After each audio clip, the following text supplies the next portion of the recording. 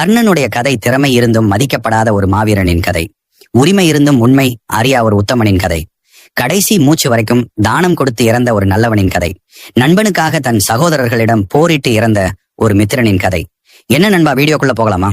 முன்னொரு காலத்தில் துர்வாசக முனிக்கு தூயவளாய் துதி பாடி வரம் ஒன்று பெற்றாள் குந்தி தேவி.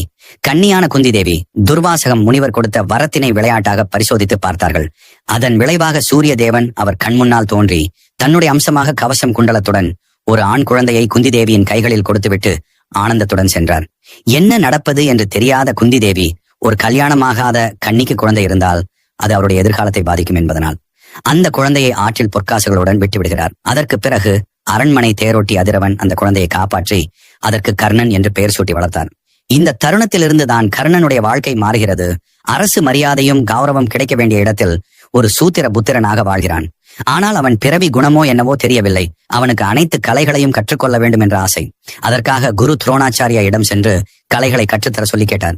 அதற்கு குரு துரோணாச்சாரியார் நீ யார் என்று கேட்டார். அதற்கு கர்ணன் என் பெயர், கர்ணன் உங்களிடம் சீடனாக சேர வந்தேன் என்று கூறினார். குரு துரோணா மீண்டும் நீ யார் என்று கேட்டார். கர்ணன் மீண்டும் உங்களிடம் சீடனாக சேர. இல்லை, நீ பிறப்பால் யார் என்று கூறு என்று கேட்டார். அதற்கு கர்ணன் நான் அரண்மனை தேரோட்டியின் மகன்.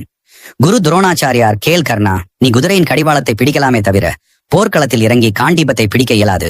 இங்கு சத்திரியர்களுக்கு மட்டுமே கலை கற்றுத் தரப்படும் என்று கூறி கர்ணனை அவமானப்படுத்துகிறார். இதில் ஆத்திரமடைந்த கர்ணன், உங்களுடைய சிறந்த சீடன் அர்ஜுனனை விட நான் மிகப்பெரிய வில்வித்தை வீரனாக உங்கள் முன் திகழ்ந்து காட்டுவேன். அந்த நாள் கூடிய விரைவில் வரும் என்று கூறிவிட்டு சென்றார். அங்கிருந்து நேரடியாக பகவான் பரசுராமரிடம் சென்று பிராமணன் என்று கூறி கலைகளை கற்றுக்கொள்ள ஆரம்பிக்கிறார். அதன் பிறகு காலங்கள் உருண்டோடின. பரசுராமர் கர்ணன் ரூபத்தில் இன்னொரு பரசுராமரையே உருவாக்கினார். கர்ணனுடன் மோதுவது இறைவனின் அவதாரமான பரசுராமருடன் மோதுவது சமம் என்ற அளவு கர்ணனை திறமையானவனாக உருவாக்கினார். அதே போல் ஒரு நாள் கர்ணனின் மடியில் படுத்து உறங்கிக் கொண்டிருந்தார். அந்த சமயத்தில்தான் ஒரு வண்டு கர்ணனின் தொடையை குடைய ஆரம்பித்தது. எந்திரித்தால் குருவின் உறக்கம் கலைந்துவிடும் என்று நினைத்த கர்ணன் வலியை பொறுத்துக் கொண்டிருந்தார். ஆனால் அவர் தொடையிலிருந்து வந்த ரத்தம் பரசுராமரின் முகத்தில் பட்டு எழுந்தார். ஒரு அந்தணனால் இவ்வளவு வலியை பொறுத்துக் கொள்ள இயலாது. உண்மையை சொல், நீ யார் என்று கேட்டார். கர்ணனும் உண்மையை கூறினான்.